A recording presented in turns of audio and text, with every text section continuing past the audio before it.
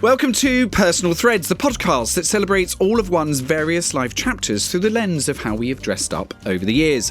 This series gets to the heart of who and what has influenced us along the way, what each of us consider as good style, and how now we look in the mirror and say with confidence, yes, this is me. This week, we're meeting one incredibly stylish girl who has been at the forefront of editorial fashion for almost 18 years. She started her working life in marketing for Coty Beauty before launching SheerLuxe in 2007, an online lifestyle publisher featuring news, views and opinions of all things relevant and desirable for the modern consumer. An all-round style icon, she is, of course, Georgie Coleridge Cole. I'm so thrilled to have you here with us today, my love. How are you doing? God, wowzers, you've been busy. Yeah, quite busy. You know, on and on we go. That sort of rhythm of life, that sort of works for you, doesn't it? I just imagine that if it did all become a little bit sort of pedestrian and the norm or expected, then Georgie would probably be a little bit frustrated. I think Georgie would be a bit bored. And I'm a doer and I sort of thrive on spinning plates. But yeah, I'm from a family of doers with good energy, a good work ethic. When you talk about work ethic, I'm always interested in that. So where did you get that from? Was it Ma or Pa or both of them or just the wider family? I mean, not to say that my mother hasn't worked hard. She has. She's a physiotherapist. But my father is a real grafter. He's got huge drive, energy. And in his 4 children, it's sort of apparent in all of us. It runs through all of us. It's in the genes. If we imagining a sort of young Georgie pottering around at home, maybe before 10, like talking about barometers of style when you're super young. So it could be anything from pop acts to movies that you're into or an eccentric aunt or, you know, who left that indelible impression?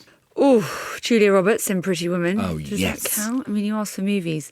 I'm trying to think of all the movies I watched on repeat when I was younger. That, Cocktail and Dirty Dancing. But yes. I'm not sure that answers the question. But no, Pretty Woman is a very significant one as well. That sort of red dress moment. moment. You should go for him. You look out tonight. I mean, I know. Don't take less than 100. I won't keep going. My mother is very well put together, glamorous, looks great for her 70s.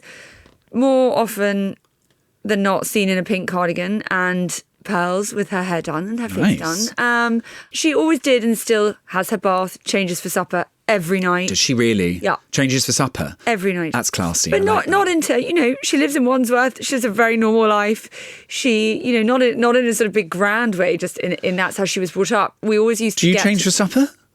I'm a changer for supper. Oh, I love that because I do that on my holidays. I definitely do sort of break the day up, but normally with the kind of life as it is and dashing home from the studio or whatever and then school run and, you know, I'm not thinking to go and change my cashmere before supper. I'm sort of like chucking stuff in the Argo. I don't love to go out from work without redoing my makeup, resetting, giving my hair a zhuzh, quite like a shower and a change if I possibly can. It's not always possible, especially if I'm going straight from work, but yeah, I definitely try. I always do it at the weekends. I always remember going to stay with my godfather when I was a child, and I must have been in my early teens.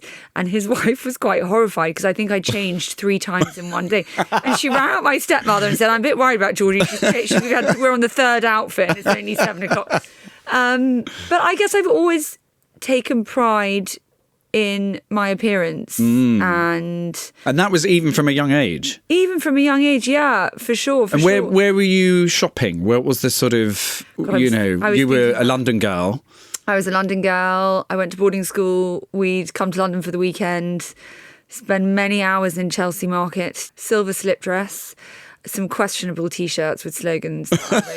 Your father probably couldn't look at. Yeah, quite. We were in the days of combats and purple Levi's, green Levi's. Were you wearing buffalo trainers and all that kind of stuff? Definitely wearing Doc Martens, buffaloes, clogs. Yeah. I mean, crop tops. It's not a pretty memory. So when would velvet, a lot of crushed velvet. A lot of crushed velvet. I was going to say, because then there's that sort of divide up between, like, you know, what you would have been wearing at school on the King's Road, or then maybe sort of family stuff that maybe demanded something a bit more traditional. If you think about sort of photographic, you know, postcard moments of like, what did you wear to your 18th? What did you wear to your 21st? Can you remember that? I'll let you into a little secret. Go on then. I was actually a debutante when I was... What? Look at your face, you're horrified. I love it. And I had a party at the East India Club, and I wore a sari and I loved Indian dress, which you were saying before we went on air. And I went to Tooting Market and I had this blush silk sari made. It was totally plain, but it was really quite fabulous. I mean, what I must have looked like. How did you feel in that? Pretty amazing. Amazing. Yeah. I had a bandeau and then I wound it round. It went over the shoulder. And this was for your 21st? This was for my, as a Deb, you had a party. I mean, Yeah. God, this is your not something I'm turning out party. Hugely proud of in the modern world. I'd like to think the world is a lot more modern than it was when I was 19. So we're going back, 25 years. And were you, if we're thinking those sort of early Chelsea days, I mean, were you kind of like the tidy kind of Levi's and maybe the Ralph Lauren shirt and the penny loafer? And were you doing that kind of look as well? The cowboy boot and the... Yeah, cowboy boots, cowboy boots, pink combats, I remember. God, I remember going to Henry Regatta wearing that. I mean, what on earth must everyone have thought? I would say I've always followed trends. I've always liked trends. It's boring chat to say, but, I haven't been a slave to them. And I've always wanted to look, I guess, quite glam and chic. And you do. And I think that's sort of what's been consistent. Obviously, it's all a journey, and you tend to look back and cringe a bit, but... No cringing. It's all, as you say, we all kind of do these moments to then just really identify exactly what works for us. Yeah. And when you think about sort of, style that works for you, I see that there's an element of tailoring. Yeah. I see that you kind of, that kind of chic way of just putting a blazer over your shoulders for going out for the evening, or whether it's a statement jewel or a handbag or a slight heel or, whatever it is that you add. Are there sort of certain must-haves in regards to sort of stepping out, feeling that you're on your A game? Yeah, I think knowing the colour palette that works for you, knowing styles that work for you and not deviating from that too much. And then, bringing in a little bit of trend. I love jewellery. I absolutely love jewellery. My grandmother didn't have a daughter, and when she died, she left me her jewellery, and it was quite fabulous. And do you wear it? Yeah, I do. I do wear it. Good. Some of it, I've had some of it remodeled. I love vintage earrings. Yeah, a good bag. Yeah. The shoes, I love a heel. I love a stiletto. I love a vinyl trouser, which might be a leather trouser in the day, vinyl by night, a tank, a blazer, and some great jewellery. And that's kind of how I'm happiest, I would say. And you do it so well, and it's worked very well for you. I mean, I guess, it's important to mention we met via our lovely partners here, Ascot, and we both work with Ascot. Yes. And we kind of dived straight in, and since then I've sort of been on your podcast and now you're on this one, which is... One of my favourites, truly. If you haven't listened to it, go and listen to it. It was... brilliant, absolutely brilliant. Driving the traffic back there to SheerLuxe. We love that. Well done. She doesn't miss a trick. So talk to us about SheerLuxe. In 2007, you had an idea and you had been working at Coty Beauty in marketing. It's sort of a directory for online retailers. Yeah. That you saw an opportunity, saw a window. Yeah. And that was the sort of start of sort of this entrepreneur divvy out into a different sort of territory, an unknown. So what was the sort of gut instinct that said to you, this is something I need to throw all of my energy at?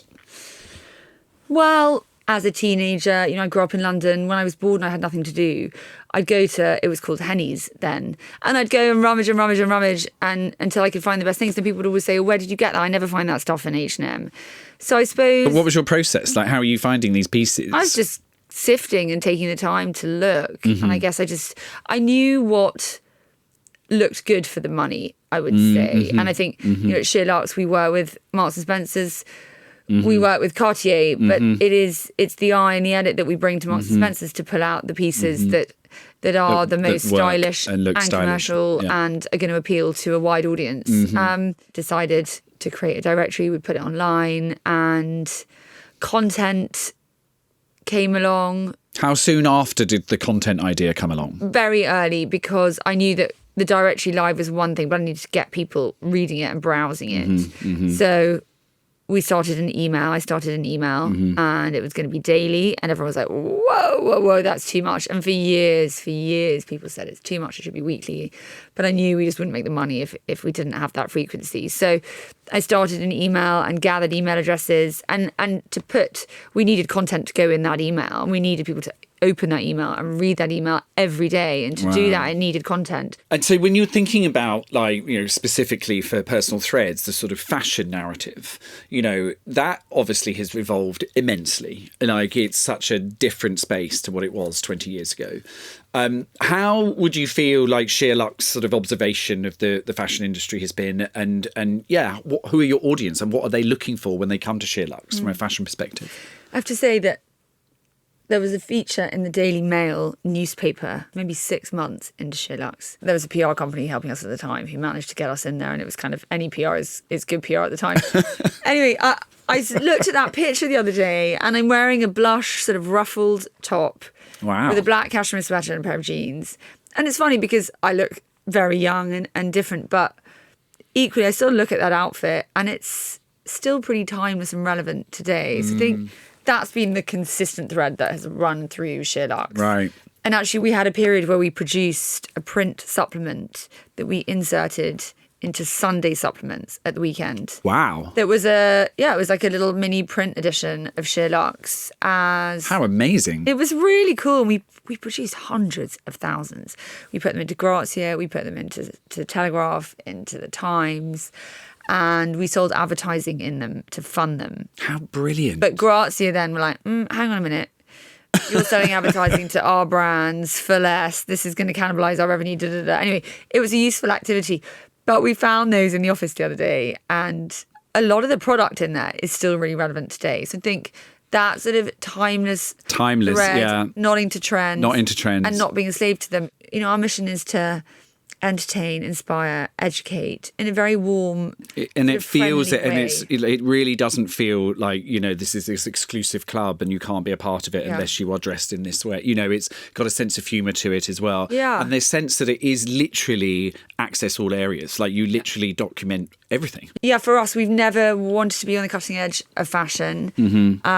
We've always wanted to be commercial. We've always wanted to create content that resonated with a really, really wide audience. And for us in our business, and that wide audience is global. I mean, you know, you're speaking to people in different territories all around the world. Yeah, more and more so. I mean, we were very UK focused for a long time. I think with social media, well, social media has opened us up to a much wider, more international audience, which is really interesting. Do you sort of pinch yourself at moments when you kind of suddenly take a step back and think, gosh, I've got 60 employees, we've got 1 million followers, you know, from a little idea when you're in your 20s to where you are now? It's so impressive, Georgie. Well, that's very kind. I mean, I think as an entrepreneur, you keep going. You don't rest on your laurels. You have that drive and that ambition.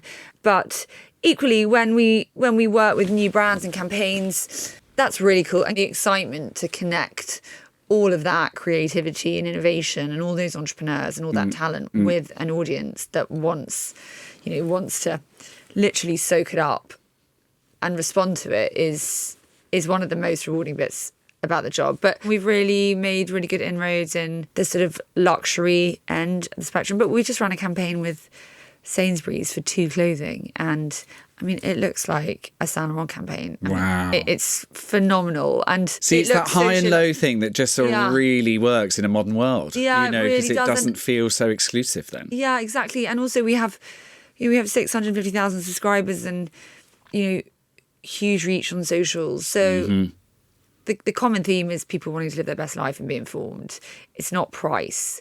So it's really important that we talk to everybody in every budget. And it's really cool to be working at both ends of the spectrum. I love that. And when you're thinking about certain sort of campaigns and visual collateral that you've created over the years, are there certain sort of brands and designers, stylists, you know, the ways of executing it that, you know, you think about, that was amazing, that was really iconic, like through the SheerLuxe journey? I think what is really rewarding is the original content. And I think that's what's changed hugely. I remember working with Ralph Lauren many years ago, and Mulberry actually as well is another one. And they both wanted to work with us with supplied assets. And we didn't feel that those assets were necessarily going to give them the best response with our audience. And I think we ran something and it did okay. And then we said, look, can we shoot? And we did. And actually in both of those scenarios. And what's the magic then? What's happening there? It's the SheerLuxe eye. It's the really It's commercial, it's aspirational, it's real, it's not intimidating, it's casting, it's the right everything. photographer. That is really satisfying. And then we ran both of those campaigns. I remember Ralph Lauren going, okay, this is really awesome. We're actually going to take this to our board, and this is going to help drive, our campaign strategy. And we've just worked with Cartier on their handbag line, and we shot that on one of our team. And to see a brand like that look so modern and commercial and SheerLuxe and us, and know that that's catching the eye of our readers. I love that. But everybody is so motivated by that and gets such reward from that kind of work. Talking about casting, when you sort of come into the SheerLuxe world, into that sphere of all these incredible, powerful women and men, and they all also look like, part of the SheerLuxe family. There's this sort of subconscious sort of wardrobe, a narrative, sort of way they present themselves. Everyone's really open, really friendly. Like, how does that come about? Because obviously you're leading there, you lead by example, and you kind of create that magic with them. But that must be a conversation that happens, or... There are so many interesting women with, their own stories. I love that. But I think what unites everybody is warmth, and it's a really friendly... It really is. Friendly company, and there isn't one person at SheerLuxe that I couldn't sit and chat to, and I think that warmth and that friendliness runs through the team, the business, the content. Yeah, it's definitely, tangible. You can feel it when you walk in the door. The eye for taste and SheerLuxe taste and style, that's also so important, that we are on brand, and we are actually pushing the brand, and we're trying to take it a bit more into new territory, because we want to keep growing and gain market share, etc. But it is really important that everybody sort of fits the brand and isn't too edgy or too intimidating or too trend, because that's not what we're really about. No, and that gives it a sort of, legs for life, I think. It's like you're not just cornering yourself into one thing. It's just a constantly moving conversation.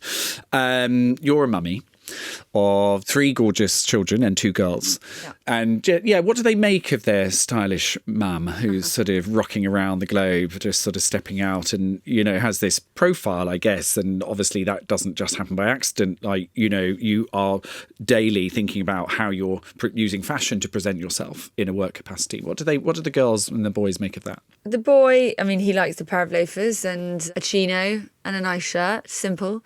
My youngest, who is 7, just wants to try on my high heels. In fact, we went to a class assembly the other day, and they'd done a video on what kindness meant. They went around all the children in the class. So what does kindness mean? And Mimi announced in front of the whole school that it's when Mummy lets me try on her high heels. So that's the epitome of kindness. That is the epitome of kindness. Yeah, and then I have a 13-year-old who is, growing up really fast. She actually has a great eye. It's sort of difficult because we operate in the social media world, in the beauty world, in the digital world. All things that we're told as parents are not good for our children.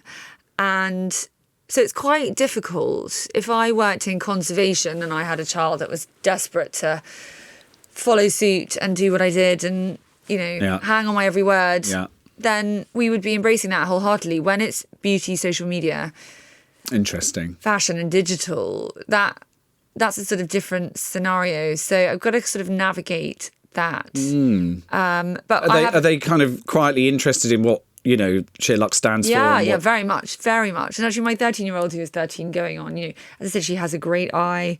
She'll quite often watch something and make edits, and I'm like, Coco, can you just check that and let me know? And actually, it's interesting. That's lovely to be able to share in that way with her. She's not a million miles away from our Luxe Gen girls. Yeah. So it is lovely, and I'm really enjoying lending her things. We have this rule that if she borrows something, it has to appear back in my bedroom without me asking. And if she does that, she can keep borrowing. Great. But my mother used to hate it if you took something and you didn't put it back. Yeah. And I was like, I don't want my things to disappear. That's not okay. But I'm so excited to share things. And showing that respect for clothing as well is really important. Really important. And she does, and she's also a generation that is, thrifting and selling on Vinted and Depop and buying and selling and pre-loved. And that's really cool to see, because I think I'm a different generation and I'm trying to be better and I'm trying to buy less. Where do you buy vintage from when you're looking for sort of certain pieces when you're travelling around? I mean, I don't buy a huge amount. I'd love to say I bought more.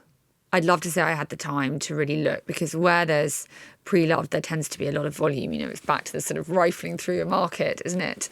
I sort of feel like if vintage was made really easy. I mean, Cellier is a great place. I've bought quite a bit from there. Actually, there's a store on Bellevue Road near where I live called Shona Mac that has pre-loved. Nice. She has some really nice pieces.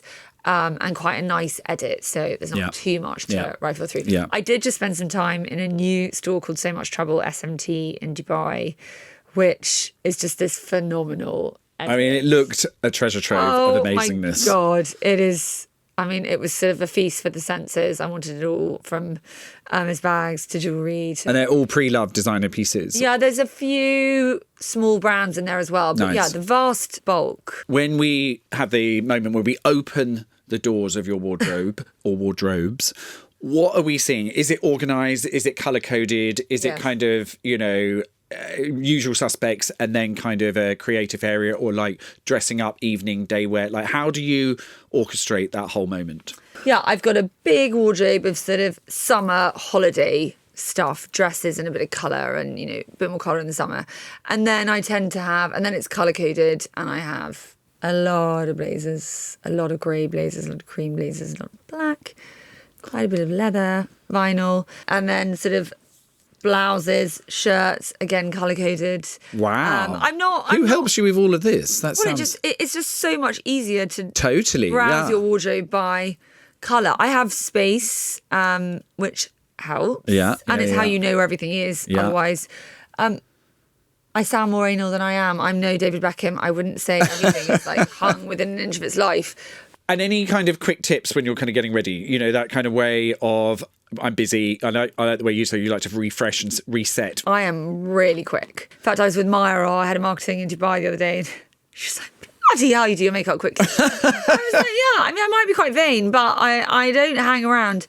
Is it the staples, and like you say, having the kind of regular facial, having the sort of hair done, the kind of good skincare products, the kind of staple, signature lip, or the kind of blowout, or the key jewellery, or the sort of tailored boxy boyfriend jacket? Or I think just knowing your style, I think that is, it's not new, but it just makes getting ready so much easier. And if you shop well and know your style, don't follow too many brands, don't be too swayed by trends, know your colour palette, know your shapes, then I don't think you can go too wrong. I'd say my wardrobe is very capsule. Mm-hmm. Yeah. And so that does make getting dressed very easy. It tends to be a pair of jeans.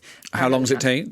I can do it in less 20 minutes, half an hour. Nice. But I've got quite a lot of hair to dry. Yeah. I might even tongue it in that speed. Wow. So I don't muck around. Yeah.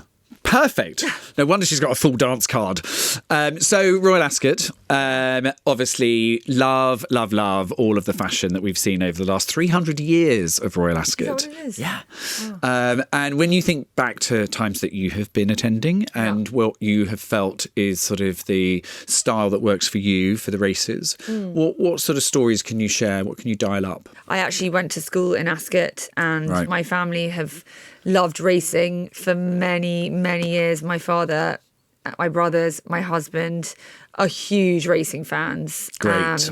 And I've got such fond memories of Ascot over the years. I think the key to event dressing and Ascot dressing is still trying to look like you. Yes. And I remember somebody saying, someone that I knew wearing a dress, and I looked and I thought, gosh, that is not your usual style. And I think she felt because it was Ascot, she had to wear florals. Really go all out, example. and it just wasn't her. And it just wasn't her. And I think there are ways to go to weddings, racing, Ascot events. And it feels just an elevated version of yourself. Yeah. I mean, it's great that they allow women to wear suits in the royal enclosure now. They've made some really great changes. Yeah. But I think we're in a more modern world. It doesn't have to be so floral, I would say.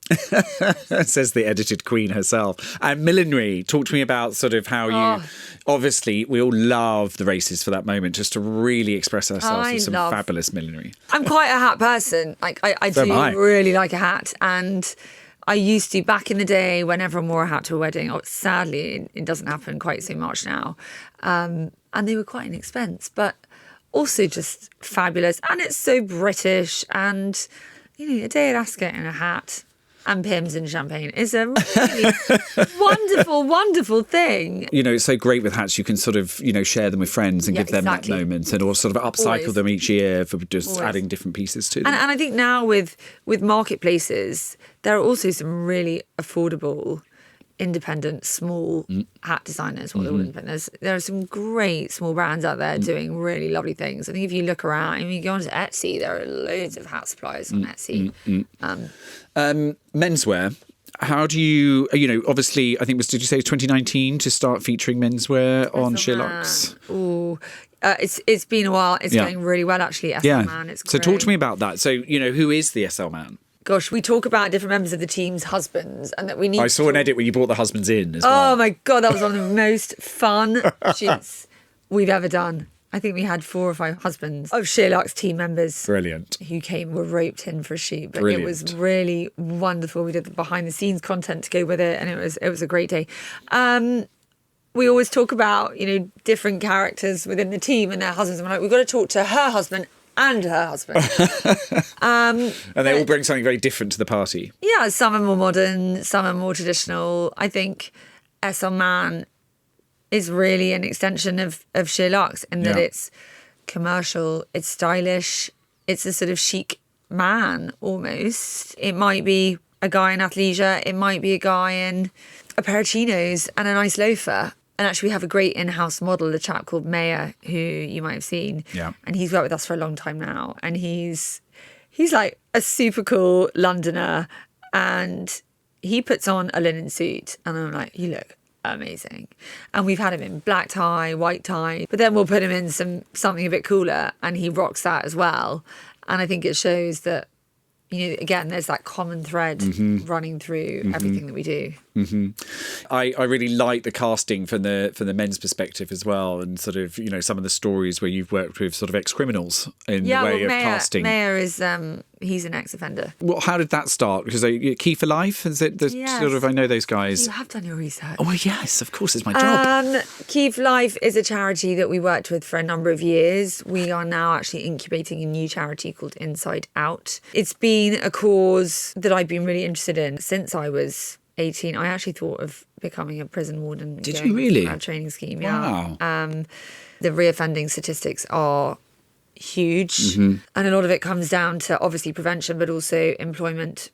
An opportunity and somebody believing in you. Yeah. And something as creative as modelling as well, and being a face of a brand like that is brilliant. Yeah, it is, and he's amazing, and we all adore him. He's part of the furniture. And when you dial up sort of stories of old, maybe car park one with your pa and sort of racing with family members and the men stepping out, there's something very lovely about that sort of, sporting season with the men with their top hats and tails. And what sort of nostalgic stories do you remember of that time? My nostalgia of Ascot is my mother and stepfather standing in their garden in Wandsworth every year before Ascot and having a photo taken.